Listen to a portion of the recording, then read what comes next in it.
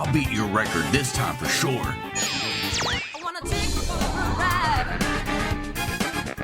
I wanna take you for a ride. I wanna take you for a ride. And here's the packaging for Cyclops. Now this is from the X-Men 97 line, but he has a very, very classic look from that Jim Lee Cyclops design. Take a look at the back of the packaging there, and you see Cyclops, and here's the other figures that are in this line. I love how it's on like this retro like card back. I really like how a lot of figures are starting to go back to this old like card back design. I prefer that a lot more than like just the single box with like the open window. I prefer the card back. It's just very nostalgic. But anyways, let's go ahead and rip this thing open and let's check out this figure.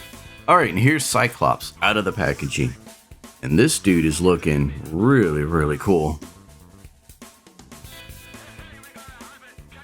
Hey, look at this. I love all the muscle tone and everything on him. So good. Freaking ripped. And even the face sculpt right here is looking good. Really, really nice looking. And overall, like paint, like there's not much to it. I mean, it is just blue and yellow plastic pretty much. Not too much painted detail. I mean, there is right here and up. Then right there. Besides that, not much painted detail. Really, really good looking figure though. And I know you may be thinking to yourself, dude retro, this is not a Marvel vs. Capcom 2 figure.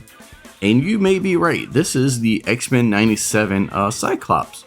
But I'm adding him to my Marvel vs. Capcom 2 display. And I'm trying to put together a display of Marvel vs. Capcom 2 action figures. And some of them, with the way they look in the game, there are not any action figures that are out with that specific look. So this is my way of trying to put together a display of figures that are close enough. Just like the Jada Toy Street Fighter 2 figures, even though they're Street Fighter 2, they're close enough for me to put in a Marvel vs. Capcom 2 display. So that's why this X-Men 97 Cyclops is going on that display. But with that out of the way, let's go ahead and get into this articulation. So the head right here looks up a ton. And it looks down a lot too. Like, that is just insane how far down he looks. And there is a little bit of side to side. There's not much, but that up and down motion, that movement right there, and that head is really, really good. And right here in the shoulder, arm goes up about that high. There is a butterfly joint. Bicep swivel. There's a double bend right there at the elbow. And if you look right here, there is a cut. And it's really interesting that there's a cut right there, but there is no swivel at all. And on both arms too. Like, and it does not swivel. Like, I am trying and it's just like glued. And I think it's just kind of ugly. I mean, it's not too visible, but it is kind of ugly that there is a line cut right there, but there's no swivel action. Like, if there's going to be a line right there, at least have it swivel. At least have it do something. Otherwise, you just got that ugly line right there in your action figure. And the hand right here goes in and out like so. Spins around just like that. Then right here in the ab, you got nice ab crunch.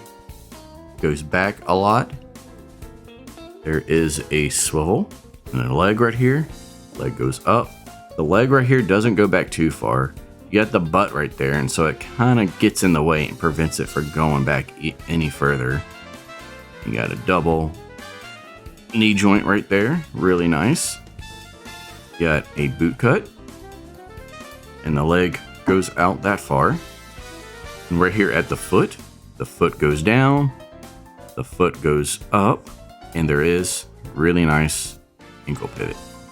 And I did forget to mention that there is also a thigh cut. And that is all of the articulation. So now that we got all that out of the way, let's go ahead and get into these accessories. And first up, you got 2 fists right here. And the hands are easily swappable. Pull that off. It's on the little peg. Pop that other hand right on there. And you got his other hand right here for using his eye laser. Get this other alternate head right here. And this looks really cool. Looks like he's all pissed off, gritting his teeth. And the reason why that is, he has that little slot right there. He comes with this awesome, like, translucent plastic energy effect. And you can plug this thing right here.